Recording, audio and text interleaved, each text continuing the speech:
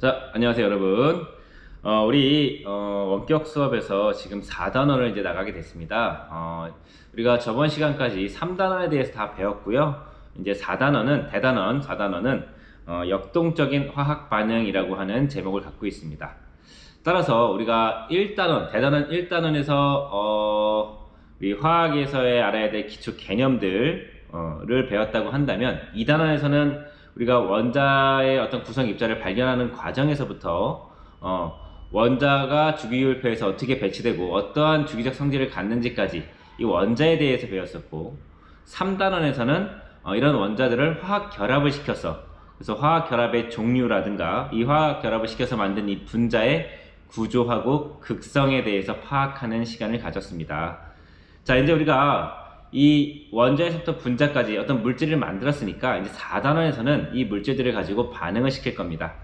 그래서 역동적인 화학 반응이라는 우리가 제목의 단원을 배우게 될 거고요. 이 단원에서는 첫 번째, 우리가 지금까지 배우지 않았던 가역 반응에 대한 의미하고 과학 반응의 어떤 종류에 대해서 다루게 될 거고요. 그 다음에 화학에서 가장 중요한 두 가지 반응인 산염기 반응하고 산화환원 반응에 대해서 배우게 되겠습니다. 일단 첫 번째, 우리가 이 가역 반응에 대한 걸 한번 얘기를 좀 해볼게요. 우리가 지금까지 배웠던 반응들은 어떤 형식이었었냐면, 예를 들어서 A라는 물질이 있고 잠시만요. A라는 물질이 있고 B라는 물질이 있어서 A하고 B가 반응을 해서 C라는 물질이 된다라고 했을 때 화살표의 방향이 이렇게 되는 거죠. 이런 반응들을 우리가 배워왔습니다. 화살표가 하나인 반응, 그죠? 오른쪽에서 왼쪽으로 되는 것. 우리가 이 화살표 상에서 왼쪽에 있는 것들하고 오른쪽에 있는 것들을 나눠서 어떻게 얘기했었냐면, 왼쪽에 있는 물질들을 우리가 반응물이다 라고 얘기했었고요. 오른쪽에 있는 물질을 우리가 생성물이라고 얘기했습니다. 기준이 되는 건 뭐야? 화살표가 기준이 되는 거고요. 화학 반응식에서 화살표를 기준으로 왼쪽에 있는 것들은 반응물, 오른쪽에 있는 것들은 생성물이라고 얘기를 했었어요. 그래서 반응물이 생성물로 되는 반응, 그죠? 이 화살표의 의미는 뭐죠? 여기는 이 화살표의 의미라고 하는 건 반응이 이런 식으로 진행되는 거야. 즉 A하고 B가 반응해서 C로 되는 반응의 진행을 의미하는 겁니다. 그래서 반응물이 생성물이 되는 이 반응을 우리가 뭐라고 얘기하냐면 정반응이라고 얘기합니다. 정반응이라고 얘기하고요. 그리고 우리가 배우진 않았지만 이제부터 배울래요. 무조건 반응물이 생성물로만 되는 반응이 일어나는 건 아닙니다. 얘가 생성물이 됐다가 다시 반응물로 되돌아가는 반응들도 있어요. 즉 그때는 화살표를 어떻게 쓸까요? 화살표를 오른쪽에서 왼쪽으로 가는 이런 화살표를 쓰게 되고요. 생성물이 반응물로 되돌아가는 이 반응을 우리는 뭐라고 얘기하냐면 역반응이라고 얘기합니다. 역반응. 자, 그래서 정반응만 일어나는, 우리는 지금까지 화살표 한쪽만 그렸잖아요. 그 이유는 뭐냐면 이 가역 반응에 대해서 아직 배우지 않았기 때문에 우리는 지금까지 하나의 화살표만 사용해 왔었습니다. 사실 우리가 1단원에서 배웠던 하버 보슈법, 그죠? 질소 기체하고 수소 기체가 반응해서 암모니아 기체가 생성되는 이 반응도 사실 정반응도 일어나지만 동시에 역반응도 일어나는 반응이기도 합니다. 하지만 우리는 그때는 가역 반응을 아직 안 배웠기 때문에 화살표를 한 가지만 썼었어요. 왼쪽에서 오른쪽으로 가는 이 화살표만 사용을 했었죠. 근데 이제 우리가 가역 반응에 대해 배우는 겁니다. 그래서 여기 보면은 정반응이다 라고 하는 거는 뭐래요? 정반응은 화학 반응식에서 오른쪽으로 진행되는 반응, 이걸 우리가 정반응이라고 얘기하고요. 역반응이라는 건 화학 반응식에서 왼쪽으로 진행되는 반응을 우리가 역반응이라고 얘기를 합니다. 그리고 가역 반응은 이 정반응과 역반응이 동시에 일어나는 이 반응을 우리가 가역 반응이다 라고 얘기한다. 그죠? 가능하다. 뭐가? 역반응이. 가능해요? 역반응이. 그래서 가역 반응이라고 얘기를 합니다. 그럼 우리가 지금까지 배웠던 이 한 가지 화살표는 뭘까요? 한 가지 화살표는 정반응만 일어나요. 역반응이 일어나지 않습니다. 그렇기 때문에 우리는 얘를 역반응이 가능하지 않아요 라고 해서 비가역 반응이라고 얘기를 합니다. 한번 내려가 볼게요. 자, 내려왔더니, 자, 가역 반응이다 라고 하는 건 뭘까요? 가역 반응은 정반응과 역반응이 모두 일어날 수 있는 반응을 우리가 가역 반응이다 라고 얘기를 하고요. 따라서 화살표의 모양을 보시면 이렇게 양방향 화살표를 쓴다는 걸 꼭 기억해 주시기 바랍니다. 그래서 여기 보면은 이 양방향 화살표의 의미는 정반응과 역반응이 모두 일어날 수 있음을 뜻한다 라고 하는 겁니다. 그래서 이런 식으로 우리가 이 화살표에서 오른쪽으로 가는 반응을 정반응, 왼쪽으로 가는 반응을 역반응이다 라고 얘기한다 라는 것도 기억해 주시기 바랍니다. 자, 이런 예가 뭐가 있을까요? 라고 하는데, 우리가 예를 들어서 어떤 그 비커에 물을 담아 놓고 그냥 상온에 놔뒀어요. 그럼 이 물의 양이 항상 일정하게 유지되나요? 시간이 지나면 지날수록 이 물이 증발합니다. 증발하면서 점점 이 양이 줄어요. 줄다가 나중에는 물이 모두 증발하고 더 이상 이 비커 안에는 물이 없을 겁니다. 근데 이번에는 어떻게 하냐면, 우리가 비커가 있다고 한번 가정하고, 그죠? 비커가 있다 가정하고 여기에 이렇게 물을 넣어놨어요. H2O, 그죠? 그리고 나서 이번에는 우리가 뚜껑을 닫는 거예요. 뚜껑을 닫았습니다. 뚜껑을 닫았더니 이때도 이 안에 있는 비커에 있는 물이 모두 증발돼서 날아갈까요? 라고 물어보는 겁니다. 뚜껑을 닫아 놓으면 물이 뭐 약간은 증발되면서 줄어들 수는 있지만 시간이 지나고 나면 더 이상 물의 양이 변하지 않는 걸 알 수 있어요. 우리가 이 생수병 안에 있는 물이 시간이 지날수록 뚜껑을 닫아놨다고 가정하고 시간이 지날수록 물의 양이 줄지 않잖아요. 왜 그 물의 양이 일정하게 유지될까? 그러면 이 생수병 안에 있는 물은 증발하지 않을까? 라고 물어봤을 때 그게 아니거든요. 그래서 우리가 한번 이렇게 한번 확대해서 보면 물이 있고, 여기서 분명히 뭐가 일어나냐면 증발이 일어납니다. 증발이 일어나고요. 증발이 일어나면 여기에 기체 분자들이 하나, 둘, 셋, 넷 이렇게 더 이상 늘어나기 시작할 겁니다. 기체 분자수가 늘어나겠죠. 왜? 증발이 일어나니까. 증발이라는 건 뭐냐면 물의 액체의 표면에서 액체 분자가 주변 분자의 인력을 끊고 기체가 돼서 날아가는 현상을 우리가 증발이라고 얘기합니다. 증발. 그러면 이렇게 나왔던 이 기체 분자가, 생성된 수증기 분자가 가만히 있는 게 아니고 계속 어떻게 하나요? 운동을 합니다. 이 안에서 계속 운동하겠죠. 쭉 운동을 해요. 운동을 하다 보니까 순간적으로 이 액체 표면에 부딪히면서 다시 액체 분자의 인력에 의해서 다시 액체로 끌려 들어가는 현상도 일어납니다. 이걸 우리가 뭐라고 얘기하냐면 얘는 우리가 응축이라고 얘기합니다. 응축. 자, 근데 증발이 많이 되면 많이 될수록, 그죠? 이 안에 있는 기체 분자 수가 많으면 많을수록 얘가 막 운동하면서 액체 표면에 부딪혀서 다시 액체로 돌아가는 아이들이 점점 많아질 거예요. 그죠? 그러면 시간이 지날수록 이 안에 수증기가 많아지면 많아질수록 응축 속도는 점점 빨라집니다. 자, 증발 속도는 일정해요. 온도만 일정하면 일정합니다. 근데 응축 속도가 점점 빨라지다가 얘네들이 같아지는 시점이 올 겁니다. 그죠? 얘네들의 속도가 같아지는 시점, 그죠? 같아지는 시점이 오게 되면 더 이상 물의 양도 변하지 않고 이 안에 있는 수증기의 양도 변하지 않고, 따라서 우리가 겉보기에는 물의 양이 변하지 않으니까 아무 일도 일어나지 않는 것처럼 보이지만 실제로는 계속 증발도 일어나고 응축도 일어나고 있는 겁니다. 자, 이렇게, 그죠? 여기서 이 반응에서 보면 정반응은 뭔가요? 이 화학 반응식을 보세요. 지금 액체 상태의 물이고요. 이 기체 상태의 물을 우리는 수증기라고 얘기합니다. 그죠? 그래서 액체 상태의 물이 수증기가 되는 이 정반응, 오른쪽으로 하는 이 화살표는 정반응이고 물이 수증기로 증발하는 반응입니다. 역반응은 뭐냐면 기체 상태의 물이 액체 상태의 물, 즉 수증기가 물로 되는 반응이니까 이게 응축이죠. 역반응은 응축되는 반응이 되겠습니다. 따라서 이 물을 우리가 비커 안에 놓고 뚜껑을 닫은 다음에 시간이 지나면 이렇게 증발도 일어나지만 응축도 일어나요. 즉 정반응도 일어나지만 역반응도 동시에 일어납니다. 이런 반응을 뭐라고 얘기한다? 가역반응이다 라고 얘기를 합니다.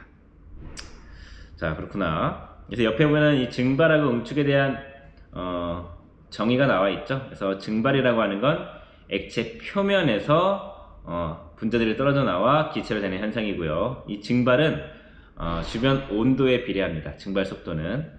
자, 응축은 액체 표면에 충돌한 기체 분자가 다시 액체로 돌아가는 현상을 우리가 응축이다 얘기한다. 나와 있죠. 자, 또 하나의 예인데요. 이 염화 코발트 육수화물의 생성과 분해, 뭔가 제목만 보면 상당히 어려워 보이지만 여기 보면 COCl2, 얘가 바로 염화 코발트입니다. 이 염화 코발트는 원래 푸른색을 띠고 있어요. 푸른색을 띠고 있는데 얘가 물하고 반응해서 이렇게 물을 포함한 형태를 우리가 뭐라고 얘기하냐면 수화물입니다. 자, 물을 포함하고 있는 물질이라고 얘기해서 우리가 수화물이라고 얘기하고요. 특정한 수의 물 분자를 포함하고 있는 화합물을 우리가 수화물이라고 얘기합니다. 그러면은 물을 포함하고 있지 않는 물질은 무수화물이 되겠죠.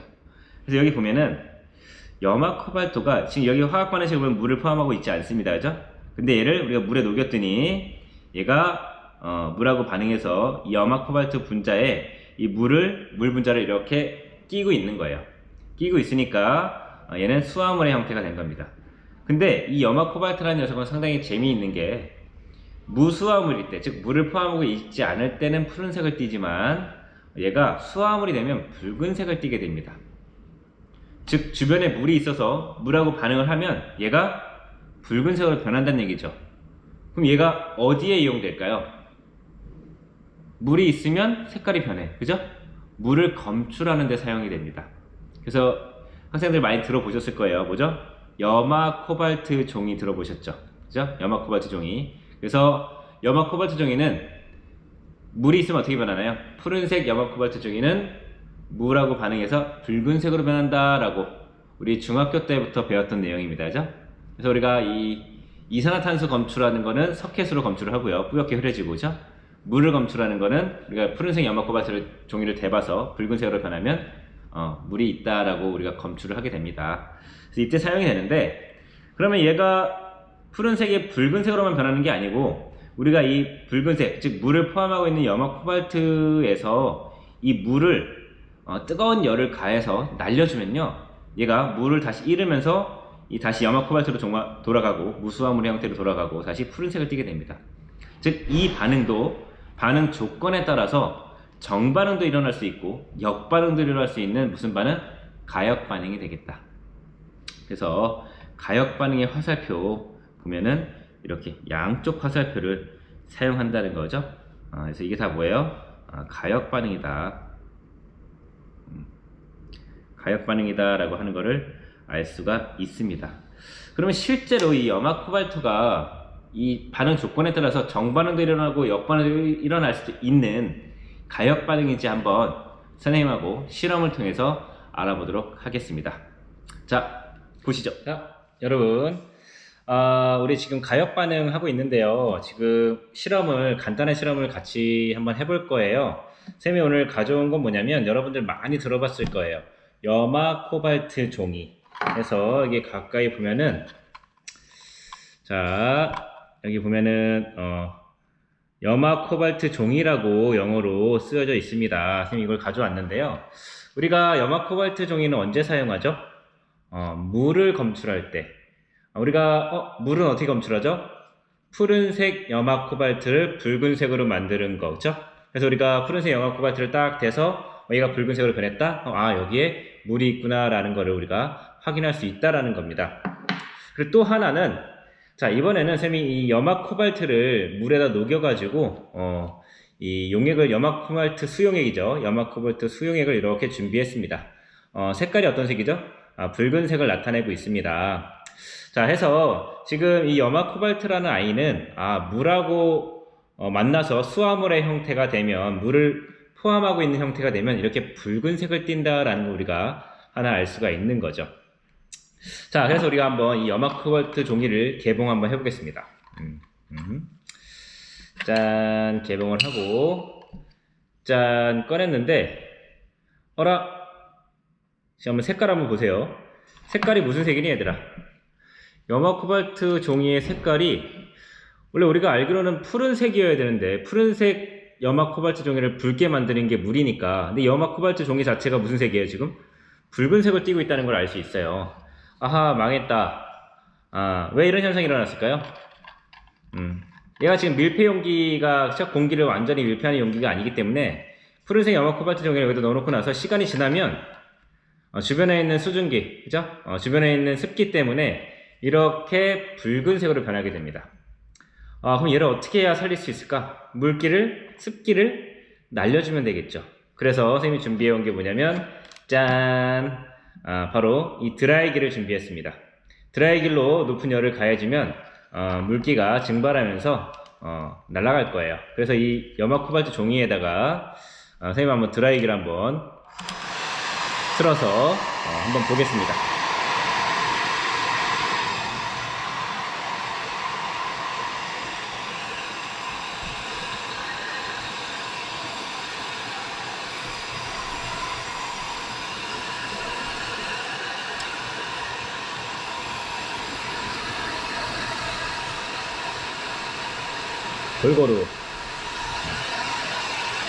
골고루 한번 드라이기로 자 물기를 날려줬더니 짠! 자, 무슨 색이 됐죠? 지금 보니까 이렇게 파란색의 염화 코발트 종이로 다시 돌아왔다라는 걸 우리가 알 수가 있습니다. 왜 이렇게 된 거죠?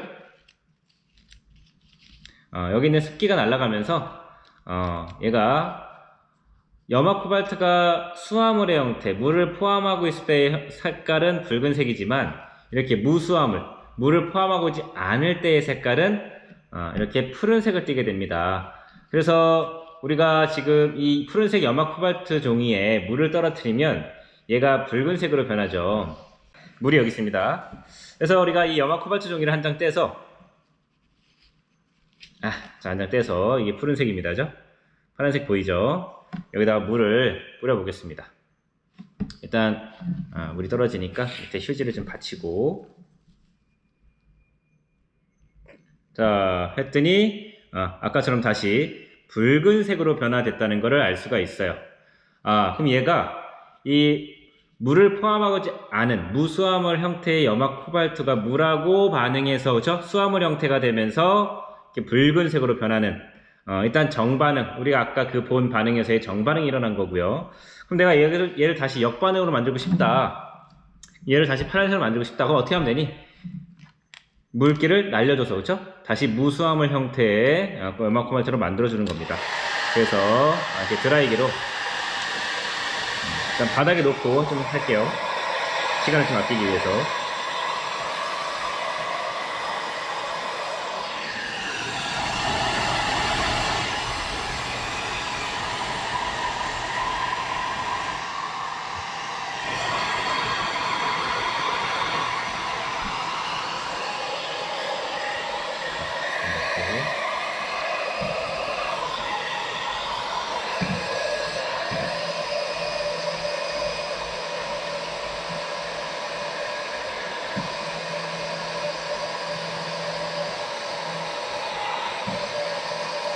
자, 중간에 한번 볼게요.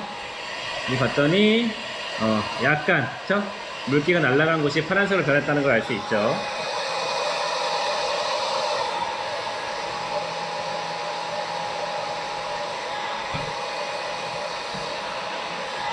자, 이런 식으로죠.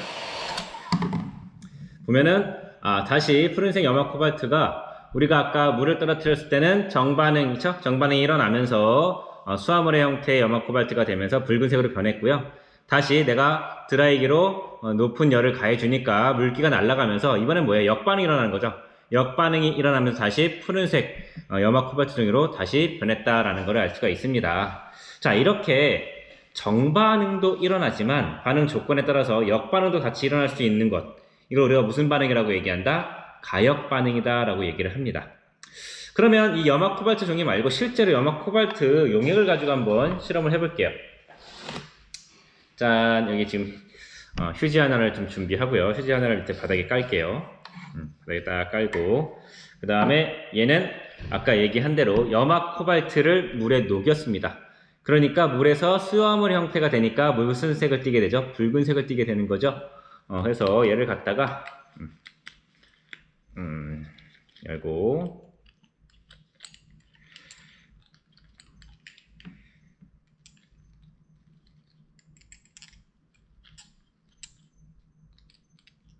자, 이걸 스포이트에 담아서 한번 떨어뜨려 볼게요.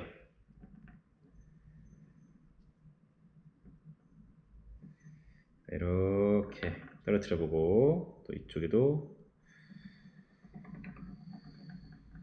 자 이렇게 떨어뜨려 볼게요.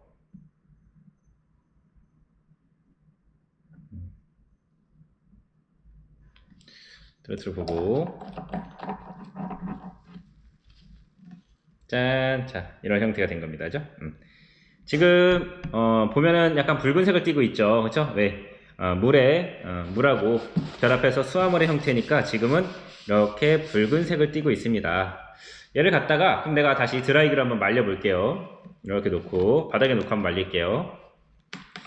좀 잘 보이게 좀 더 당겨서 여기다 놓고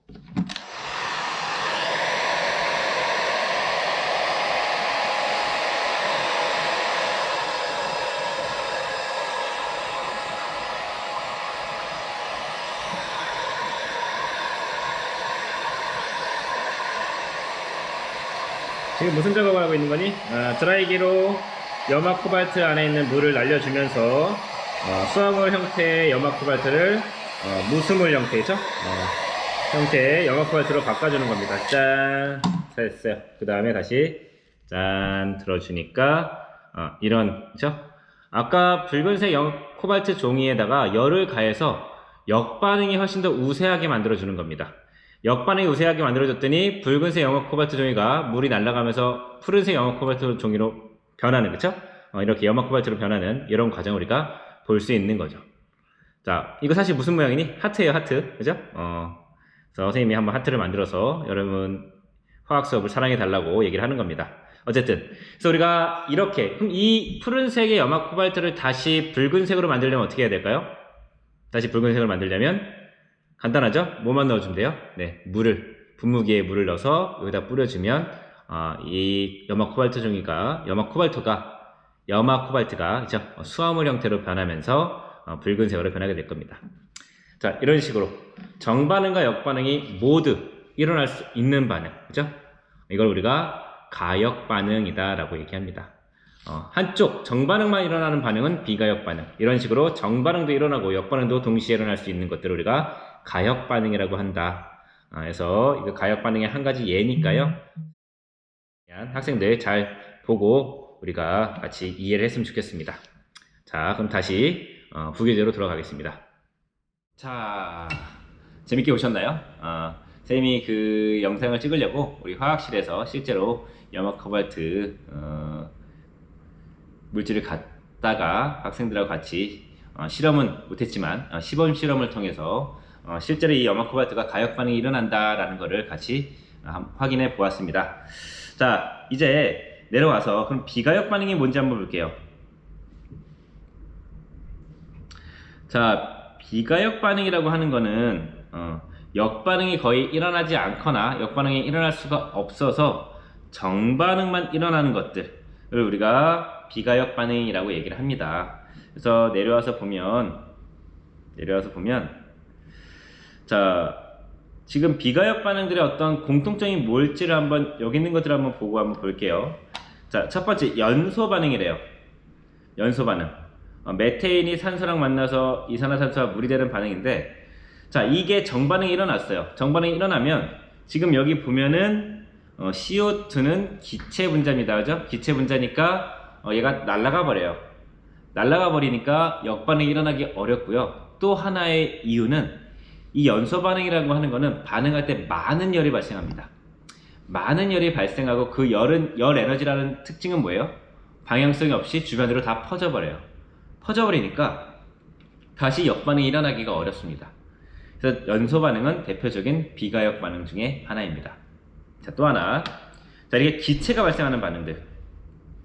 염산수용액에 마그네슘 금속을 넣어줬더니 자, 염화 마그네슘 수용액이 되면서 이때 수소기체가 발생해서 날아가 버립니다.